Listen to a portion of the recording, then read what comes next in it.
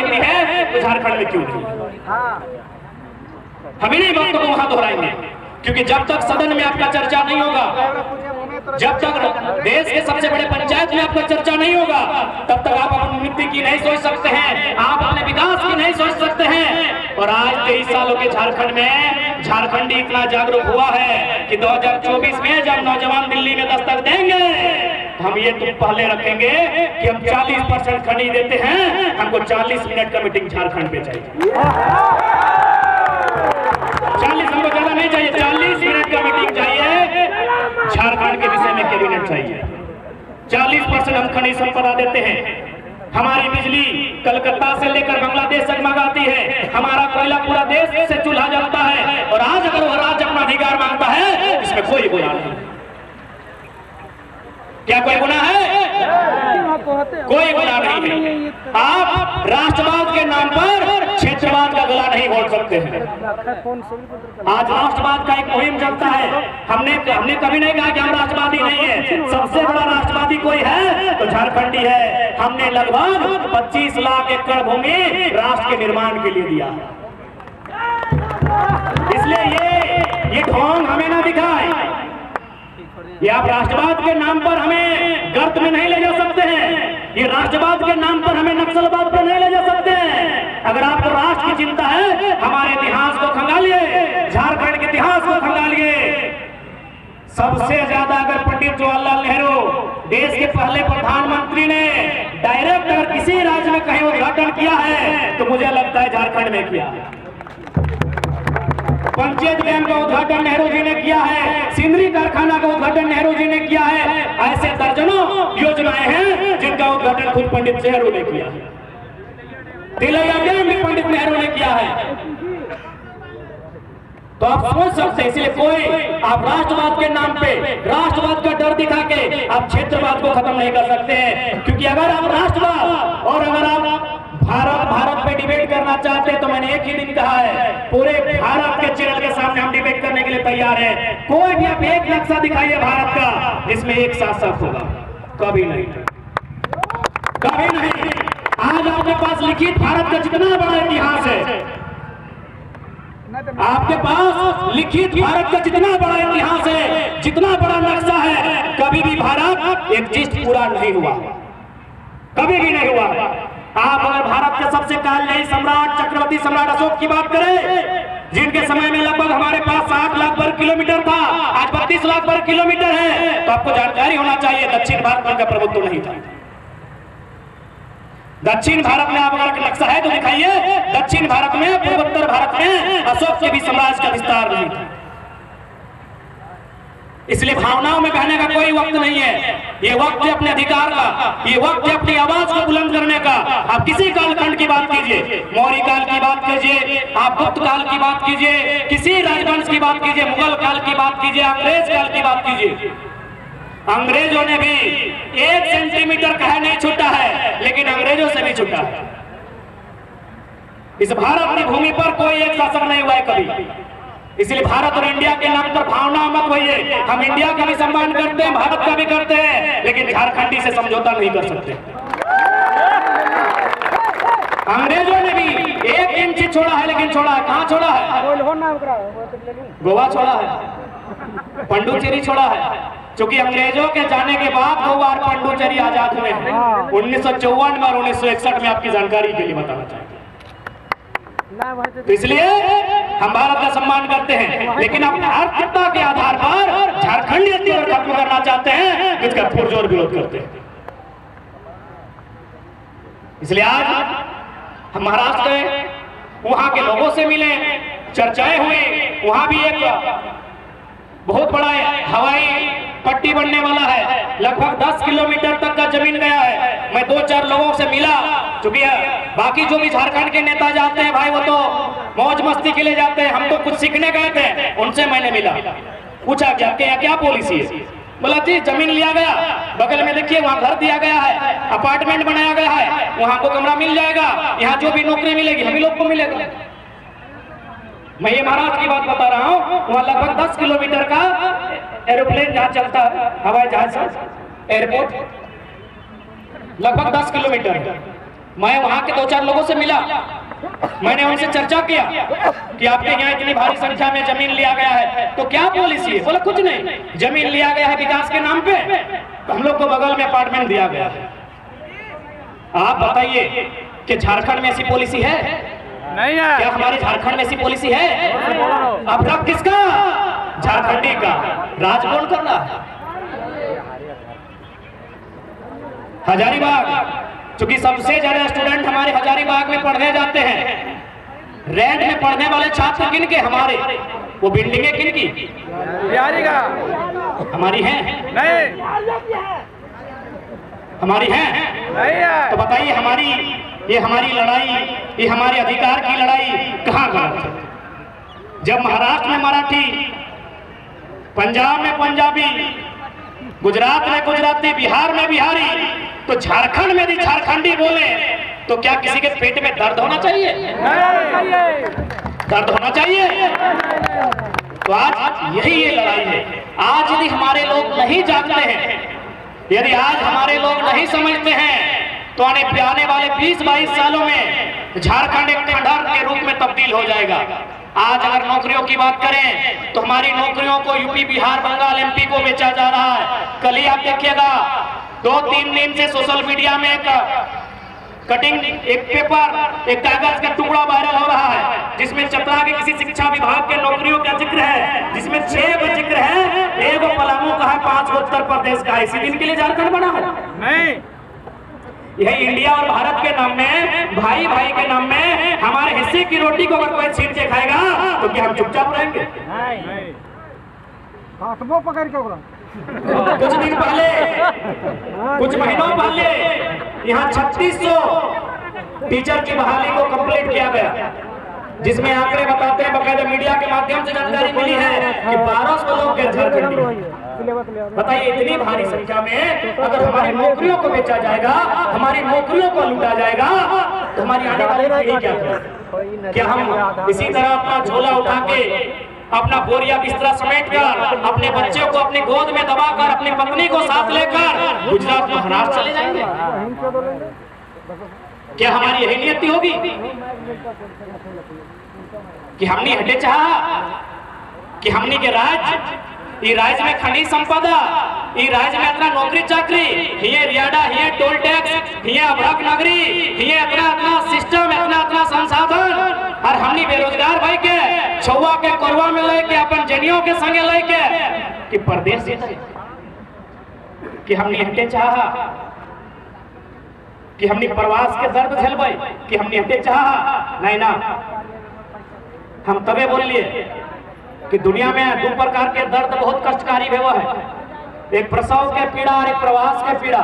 प्रसव के पीड़ा यानी जब हमार माए हमारा जन्म देले रहे तो हमरा प्रसव के पीड़ा बोलल जाए, लेकिन हमार जन्म के 2 घंटा बाद, 4 घंटा बाद, 6 घंटा बाद हमार माए के प्रसव के पीड़ा से मुक्ति मिल गया है। लेकिन आज भी 20 साल बाद, 25 साल बाद झारखंडी के प्रवास के पीड़ा से मुक्ति नहीं मिली।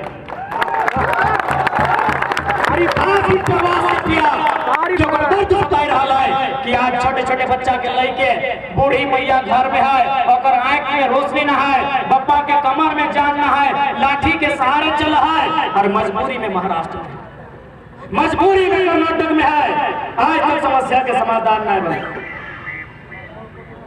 काहे? पॉलिसी नहीं बने के कारण, पॉलिसी नहीं बने के कारण, नीति नहीं बने के कारण।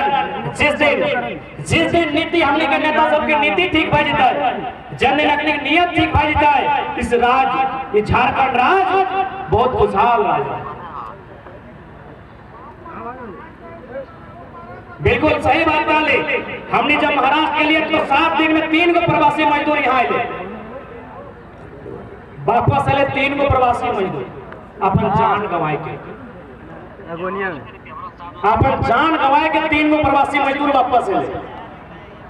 मैं महाराष्ट्र में एक दिन हम मराठी सबसे बैठ लिए, सब पढ़ल लिखल लगल, 2-4 को अधिकारी भी लगल, ओखने से हटे चर्चा कर लिए कि आपके बगल में नागपुर में वेस्टर्न कोलफील्ड लिमिटेड है, बताइए कितना कोयला का दुर्घटना हुआ है जिसमें लोगों का जान गया। बोला हम लोग को याद नहीं है। हम बोले हम एक सप्ताह पहले 3 गो महिला दब के मर गई, हम मुआवजा दिला के आए। बोले ऐसा होता है झारखंड में? यानी हमारे दर्द को कोई जानता भी नहीं है। वहां भी कोयला का काम होता है। हम पूछे क्या आपके राज्य में एक आध भी ऐसी घटना घटी है जो आपको याद है कि लोग खदान में दब के मर गए या पत्थर उनके ऊपर गिर गया या कोयला में आग लगा मर गए? बोला ना पूरा सेफ्टी से काम होता है, पूरा नियम से काम होता है, गाइडलाइन फॉलो करते हुए काम होता है। हम सीधे बोले 1975 में 375 आदमी कोयला के खदान के नीचे मरा है। 1965 में 268 को आदमी कोयला के खदान के नीचे दब के मरा है। 2006 में 50 को आदमी एक ही टाइम में कोयला के खदान के नीचे दब के मरा है। वो लोग माथा में हाथ ले लिया। मराठी ना जो लोग से बात कर रहे हैं उन लोग सर में हाथ लिया कि इतना अत्याचार झारखंड में होता है, इतना अन्याय होता है। हम बोले हाँ इससे भी ज्यादा अन्याय होता है। तो बोला आप लोग का लीडर क्या करता है? हम बोले लीडर को खुद लीडर का फुल फॉर्म नहीं मालूम है, लीडर का स्पेलिंग नहीं मालूम। यानी आपकी दर्द और पीड़ा को कोई नहीं जानता है।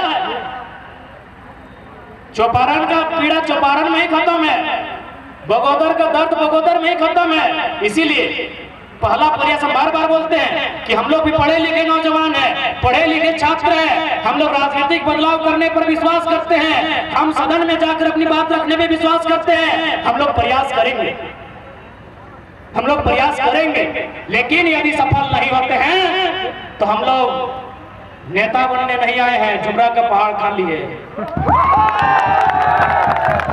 छोड़ेंगे नहीं, सबका हिसाब करेंगे। इन 23 सालों के झारखंड में जितना लूट बचा है सबका हिसाब किया जाए। आज हमारे वक्तागण बोल रहे थे कि बीडीओ सीओ मोटेशन के नाम में पैसा लेते, तो मैं उनसे निवेदन करूंगा कि आप लोग भी इस बार सीओ बीडीओ में बहुत सारे झारखंड के लोग बहाल होके आए हैं। मैं उनसे प्रार्थना करूंगा, हमको लगता है ये प्रखंड कार्यालय ही है क्या? एकदम सीधा सीधा खड़ा कर दिए हैं। मैंने एक फुटबॉल का किक के दूरी में प्रखंड है। हो सके बीडीओ साहब नहीं होंगे, उनके कर्मचारी लोग होंगे। एकदम भ्रष्टाचारी है, भ्रष्टाचारी है। और अगर है तो कोई दिक्कत नहीं, हम आपसे कोई युद्ध करने नहीं आए, आपकी कुर्सी लेने नहीं आए हैं। ऐसे भी हम लोग को बीडीओ की कुर्सी में इंटरेस्ट नहीं है, हम लोग तो दिल्ली का तमन्ना है। वीडियो साहब आपसे हमली रिक्वेस्ट करूंगा, खिड़की खोल के आप भी सुन सकते हैं। आपसे हम युद्ध करने नहीं आए, आपको एक संदेश देने आए हैं। संडे है, संडे में कोई ना कोई होगा तो। अरे आवाज बगले में होगा ना, इसी प्रखंड में, इसी ब्लॉक में गूंज रहा है, तो वीडियो की आवाज में नहीं दे रहा। दरवाजा बंद है। तो माननीय वीडियो महोदय, मैं इंक्लूडिंग सीओ को भी करते हैं, मैं चौपारण क्षेत्र के माननीय वीडियो, माननीय सीओ, पहले आपका सम्मान करते हैं। आप पढ़ लिख कर एक योग्य पद को धारण किए हैं, लेकिन मैं आपसे आग्रह करूंगा, यहाँ की जनता की शिकायतें, हो सके आप नए आए हैं, ये फॉर्मूला आप पे लागू नहीं होता है। मैं ये भी नहीं कह रहा हूँ भ्रष्टाचारी है, सब भ्रष्टाचारी है कि मोटेशन के नाम में बहुत पैसा लिया जाता है। मैं भ्रष्टाचारी है, भ्रष्टाचारी है। संदेश देना चाहूंगा माननीय वीडियो महोदय, माननीय सीओ महोदय, बकायदा अगर आप परिवार लेकर आते हैं तो आपकी अर्धांगिनी भी सुन रही होगी। मैं मैडम को भी प्रार्थना करूंगा के बाद जब आपकी चर्चा होगी तो इस चर्चा को रखिएगा कि आखिर इतना धन कमा के कहाँ जाइएगा। ऊपर ऊपर सिकंदर तो आप पढ़े होंगे, चूंकि आप पढ़े लिखे लोग हैं। वीडियो है तो जाहिर सी बात है मिनिमम आप ग्रेजुएट होंगे, मिनिमम ग्रेजुएट है, अधिकतम डॉक्टरेट हो सकते हैं, उससे ऊपर डिग्री नहीं होती है। तो मैं आपसे निवेदन करूंगा, और सिकंदर को आपने भी पढ़ा होगा, थाना प्रभारी सर आप भी सुन सकते हैं, हालांकि आप हमारे बड़े भाई हैं, लेकिन सुनने में बुराई नहीं है। आप लोग भी रोड में परेशान मत कीजिएगा गाड़ी वाला लोग को। तो सिकंदर साहब, उनका ख्वाब था दुनिया को जीतने का। ये लाइन स्पेशल वीडियो सीओ महोदय ने, जितने भी बड़े पुलिस प्रशासन के पदाधिकारी हैं, डीसी एसपी भी है, तो क्या दिक्कत है, हमको किसी से डर नहीं लगता है आपकी बात बोलने में। तो सिकंदर जब वो मृत्यु की सैया पर थे, जब उन्हें लगा कि अब हमारी मौत हो जाएगी, क्योंकि इंसान को लगने लगता है कि अब हमारी मौत हो जाएगी, तो सिकंदर ने अपनी मौत से ठीक कुछ दिन पहले अपने मंत्रिमंडल को बुलाया और उनसे 3 को बात कहा कि जब मेरा जनाजा गुजरेगा, एक काम करना, मेरा पूरा शरीर में कफन होगा, लेकिन मेरे दोनों हाथ में कफन नहीं हो, दोनों हाथ को बाहर फैला देना। बोला सर इसका क्या मतलब है? बोला इसका मतलब है ना कि जब मेरा जनाजा गुजरेगा और लोग देखेंगे कि मेरा दोनों हाथ यूं बाहर है, जो जनाजा उसके बाहर है, तो लोगों को यह संदेश जाएगा कि दुनिया को जीतने वाला सिकंदर खाली हाथ वापस जाए। इसलिए मैं माननीय जितने भी पदाधिकारी हैं, प्रशासन के, पुलिस के, जो भी हैं, मैं उनसे विनती करना चाहूंगा, खाली हाथ सबको जाना है, तो गरीबों को लूटकर तिजोरी भरने का काम नहीं करें, क्योंकि उसकी लाठी में बहुत ताकत होती है, उसकी लाठी में बहुत ताकत होती है। मैं मानता हूं आपने अपनी मेहनत से नौकरी को हासिल किया है, लेकिन इस बात को आपको भी मानना होगा कि आज अगर सबसे ज्यादा करप्शन कहीं सामने आता है तो झारखंड बहुत आगे है करप्शन। सिकंदर ने दूसरा लाइन कहा कि मुझे कान्हा को इक्का दुक्का लोग नहीं देंगे, लेलवा बुढ़वा बोका देला आपको कान्हा देंगे। ये सिकंदर ने कहा। बोला कौन देगा सर? बोला जितना मंत्री महामंत्री ये सब हमको कान्हा देगा। बोला इसका मतलब क्या है? बोला इसका मतलब है कि सिकंदर की सेना में एक से 30 मार खां थे, एक से बढ़कर तुर्रम खान थे, लेकिन जब मौत वापस आई सब तमाशा देखते रह गए। बहुत सारे वीडियो साहब आपको लगता है कि आपके पास पुलिस है, डीसी भी आपके सपोर्ट में है, एसपी भी आपके सपोर्ट में है, या एसपी को लगता है कानून मेरे सपोर्ट में है। याद रखिएगा जब उसकी लाठी पड़ेगी सब चुपचाप दर्शक बन के तमाशा देखेंगे। अर्थी तो एक ही अकेली, हम नहीं चाहते कि गरीबों की बददुआ लेते रहे, अर्थी अकेले सजेगी। अब पार्टी हजारों के साथ कर लीजिए, चेस दर्जन के साथ टकराइए शीशा को।